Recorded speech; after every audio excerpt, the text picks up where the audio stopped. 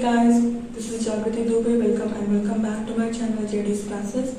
As you all know that I have started a series of class 9 biology in which I have completed the topic about the cell, discovery of cell, its types and volume, size, many things, and the cell organelles, cytoplasm, nucleus, chromosome. Cell in the topic cell organelle, I have make the videos of some cell organelles in which I have started to make a series of cell organelle. That's why in that series the next topic is mitochondria and the cell organelle. Today we will discuss about the mitochondria. Before that, if you have not subscribed my channel, please subscribe to stay tuned with me and know more about the biology subject and many more subjects. Okay,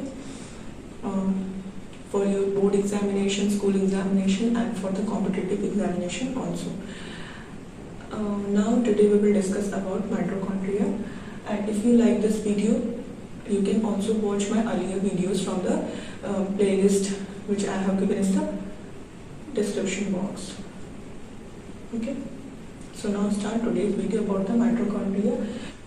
Okay, now discuss about the nature and occurrence of mitochondria. अगर इसके nature and occurrence के बारे में बात करें तो mitochondria जो है उसको हम सिंगुलरली अगर एक माइटोकॉन्ड्रिया की बात करते हैं तो माइटोकॉन्ड्रियन बोलते हैं, और प्लूरल अगर हम कई माइटोकॉन्ड्रिया की बात कर रहे हैं, ढेर सारे ऑर्गेनल्स हैं, तो उसमें हम उसको माइटोकॉन्ड्रिया कहेंगे. ठीक है, कॉन्ड्रियन, ओ एन एंड ए, ये याद रहेगा. उसके बाद ये जो है डबल मेम्ब्रेनस स्ट्रक्चर है. ठीक है, डबल मेम्ब्रेनस स्ट्रक्चर, दो मेम्ब्रेन है इसकी, inner and outer membrane. Inner membrane जो है वो थोड़ी फोल्डेड होती है, जैसा कि यहाँ दिखाया है, यहाँ देख सकते हैं आराम से.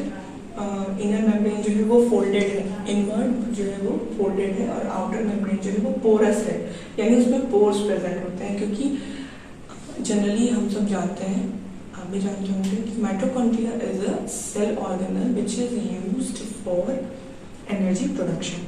ठीक है, इसको हम power house of the cell भी बोलते हैं. एनर्जी प्रोडक्शन के लिए ये यूज होता है, यानी एनर्जी प्रोड्यूस करता है. तो इसलिए जो है मेम्ब्रेन जो होती है, आउटर मेम्ब्रेन पोरस होती है, क्योंकि एनर्जी को बाहर रिलीज भी करना होता है साइटोप्लाज्म में. हाँ, ऑकरेंस की बात करें तो ये साइटोप्लाज्म में प्रेजेंट होता है. कहाँ प्रेजेंट होता है?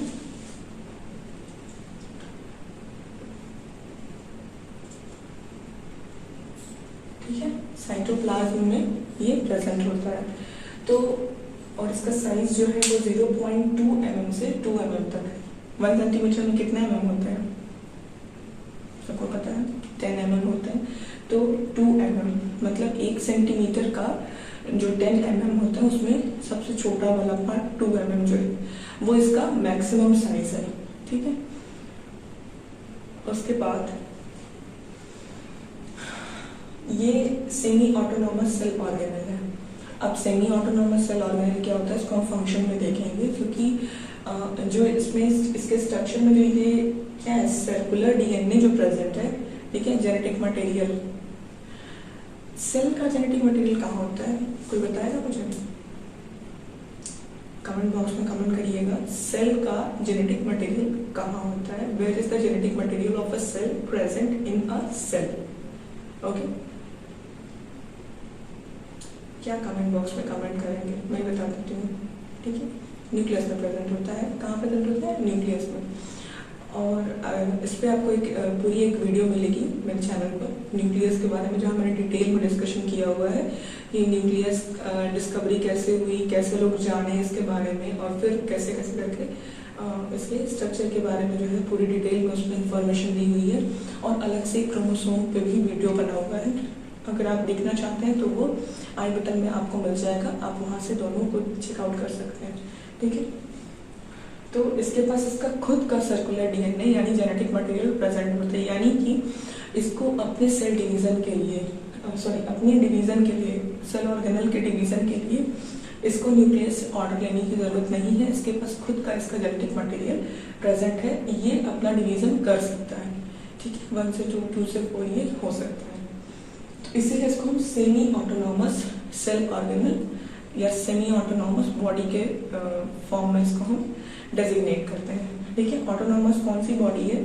ऑटोनॉमस का मतलब auto means self and nomos means control. Self control जिस पे भी हो तो वो उस ऑर्गेनल को या उस पार्ट को या उस बॉडी को ऑटोनॉमस वर्ड जो है वो यूज करते हैं। ठीक है, तो सेल का जो पूरा ऑटोनॉमस वाला स्ट्रक्चर है वो न्यूक्लियस है, पर ये उससे थोड़ा सा अंडर में उसके वर्क तो करता है, ऑर्डर तो लेता है, पर खुद का भी ये कुछ अपना जो है परफॉर्मेंस उसमें ये प्ले करता है। तो इसलिए हम सेमी ऑटोनॉमस सेल ऑर्गेनल उसको टर्म यूज करते हैं। अब ये मेनली 3 फॉर्म्स में 3 शेप्स में प्रेजेंट होता है सेल ऑर्गेनल में।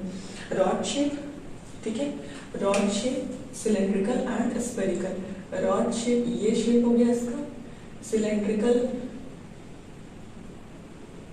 ये हो गया, and spherical as usual circular हो गया। ठीक है, तो ये समझ में आ गया नेचर एंड ऑकरेंस। ठीक, अब स्ट्रक्चर पे आते हैं इसके। What about the structure of the mitochondria? As you all know that this is a double membranous structure, means there is inner membrane and outer membrane, which is outer membrane which is porous and inner membrane which is folded structure. And this folded structure is known as cristae. What is known as cristae? Cristae is the inward folded structure of the mitochondria. And inside this mitochondria, gel-like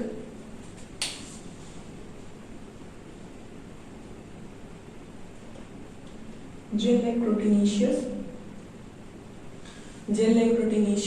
material is present, okay, which is known as matrix of the mitochondria. And the circular DNA, along with the circular DNA, ribosome is also present here, which is of 70S type.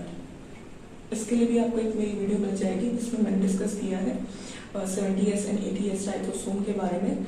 वहाँ पर endoplasmic reticulum में मैंने बताया है 70S and 80S ribosome के बारे में। 2 type के राइबोसोम होते हैं, तो वहाँ से आप उसको देख सकते हैं। एंडोप्लाज्मिक आई बटन में आपको मिल जाएगा, एंडोप्लाज्मिक रेटिकुलम में मैंने डिस्कस किया है। तो 70S टाइप का राइबोसोम है वो यहाँ पर आपको मिलेगा।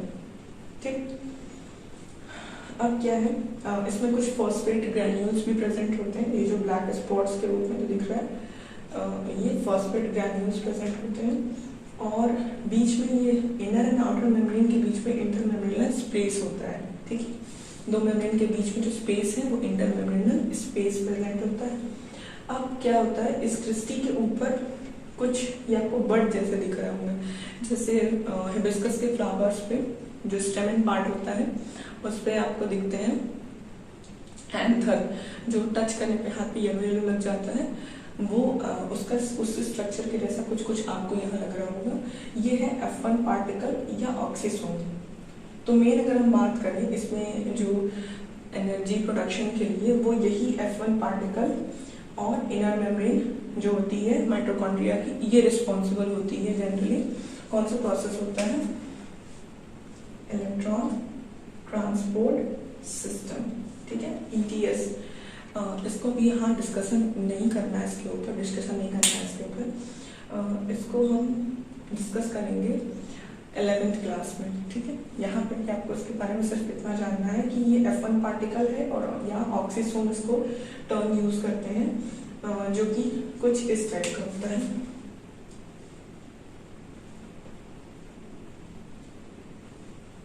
ये इसका हेड पार्ट है जो ये दिख रहा होगा राउंडेड। ये इसका नेक है, इसका बेस है या टेल। ठीक है, बेस और टेल इसको कहते हैं। ये हेड पार्ट है, नेक पार्ट है। बस इतना जानना भी आपको यहाँ पे स्ट्रक्चर के बारे में। ठीक है, क्लियर है सबको? Nature and occurrence and structure of the mitochondria. Now we will discuss about the function of the mitochondria and it is finished at this level. इस लेवल पे यहीं पे खत्म होता है। फंक्शन के बारे में हम देख लेते हैं कि इसके फंक्शंस क्या क्या हैं। मेन इंपॉर्टेंट फंक्शन जो है वो एनर्जी प्रोडक्शन के लिए है, जिसके हम टर्म यूज करते हैं power house of the cell. ठीक है, नोट कर लीजिए इसको, power house of the cell. Generally उसमें मल्टीपल चॉइस क्वेश्चन में आपसे पूछा जा सकता है which organelle is known as the power house of the cell. Options दिए होंगे आपको माइटोकॉन्ड्रिया पे टिक करना होगा, ठीक है। Okay, now we will discuss about the function of the mitochondria.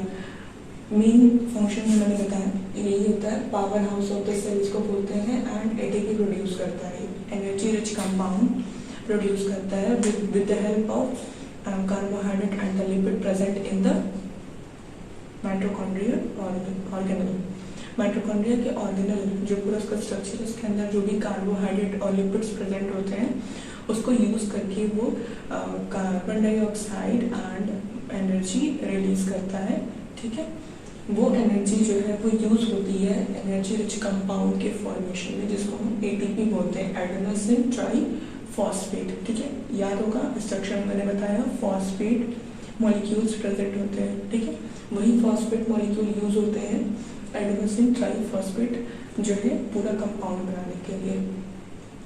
Adenosine triphosphate जो है वो जनरली पहले एडेनोसिन मोनोफॉस्फेट रहता है, ठीक है, सिंगल फॉस्फेट ग्रुप होता है, फिर उसमें एक और फॉस्फेट ग्रुप जो है वो ऐड होता है, ठीक है, और ये बनता है एडेनोसिन डाइफॉस्फेट, और फिर उसमें एक फॉस्फेट ग्रुप ऐड होता है और ये बन जाता है एडेनोसिन ट्राइफॉस्फेट, ठीक। अब ये एनर्जी करेंसी या एनर्जी कैरियर भी इसको टर्म जो है वो यूज करते हैं एटीपी के लिए, और ये सेलुलर रेस्पिरेशन का जो माइटोकॉन्ड्रिया है वो सेलुलर रेस्पिरेशन का साइट होता है। रेस्पिरेशन जो है टर्म यूज करते हैं ऑक्सीडेशन प्रोसेस के लिए, ठीक है। जो भी फूड मटेरियल जो डाइजेस्ट होकर के ब्लड में फ्लो कर रहा है वो ईच एंड एवरी सेल के पास जाता है और वहाँ पर उसका ऑक्सीडेशन होता है, ठीक है, एनर्जी प्रोडक्शन के लिए। तो ये सेलुलर रेस्पिरेशन जो होता है, हर एक सेल में जो रेस्पिरेशन प्रोसेस होता है वो उसका साइट होता है माइटोकॉन्ड्रिया। माइटोकॉन्ड्रिया में ही जो है रेस्पिरेशन प्रोसेस आकर करता है। अब क्या होता है, एटीपी प्रोड्यूस तो हो गया, अब ये यूज किस लिए होगा, तो जो मैकेनिकल वर्क हम करते हैं, ठीक है, ये मूवमेंट हो रहा है फिंगर्स का, या हम बोल रहे हैं, हम चल रहे हैं, जो भी अपना जो ब्रेन हमारा वर्क कर रहा है, कोई भी वर्क हम मैकेनिकल वर्क जो भी करते हैं, ठीक है, फिजिकल वर्क हो गया, इमोशनल वर्क हो गया, जो या फिर जो भी मेंटल वर्क हो गया, ये सारे वर्क्स में या जो भी हमारे बॉडी में जो भी इंटरनल फंक्शंस होते हैं, डाइजेशन हो गया, रेस्पिरेशन हो गया, इन सब के जो भी एनर्जी यूज होती है उसमें यही एटीपी जो है वो यूज होती है एनर्जी के फॉर्म में, ठीक। सेमी ऑटोनॉमस जैसा बताया कि अपना खुद का कुछ प्रोटीन जो है वो फॉर्म करता है, तो इसलिए हम उसको सेमी ऑटोनॉमस बॉडी बोलते हैं। और ये जो है कुछ केमिकल कंपाउंड्स के सिंथेसिस करने में भी हेल्प करता है एटीपी। जैसा होता है कि बॉडी के जो भी फंक्शंस होते हैं उसमें ये हेल्प करता है। तो DNA, RNA, protein, carbohydrate, lipid, ये सारी चीज़ों के सिंथेसिस में भी ये हेल्प करता है, ठीक है। एनर्जी रहेगी तभी तो कोई चीज़ बनेगी। घर में अगर एलपीजी सिलेंडर ना रहे तो फूड का जो है वो प्रोडक्शन कैसे होगा, फूड कैसे प्रोड्यूस करेंगे, तो कुकिंग नहीं कर पाएंगे। कुकिंग नहीं कर पाएंगे तो हमको फिर एनर्जी कहाँ से मिलेगी। तो इसलिए ये क्या है, ये सेल का फ्यूल है, ठीक है, फ्यूल है जो एटीपी है। और ये सारे सिंथेसिस में, मैकेनिकल वर्क वगैरह में ये यूज होता है। एक इम्पॉर्टेंट जो है पॉइंट इसको नोट करिएगा कि बैक्टीरिया एंड आरबीसी, जो मैमल की आरबीसी, रेड ब्लड और बैक्टीरिया, इन दोनों में ये माइटोकॉन्ड्रिया प्रेजेंट नहीं होता है, ठीक है।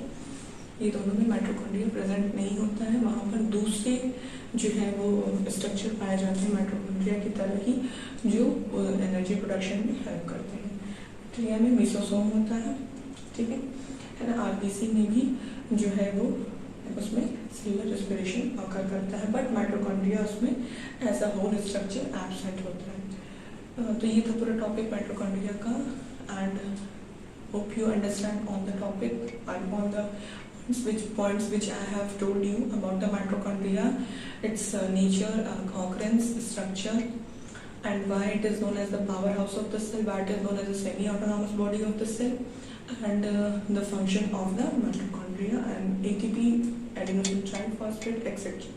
about mitochondria. That's all about today's topic. If you like my video, please subscribe my channel, like this video, and share with your friends. Okay?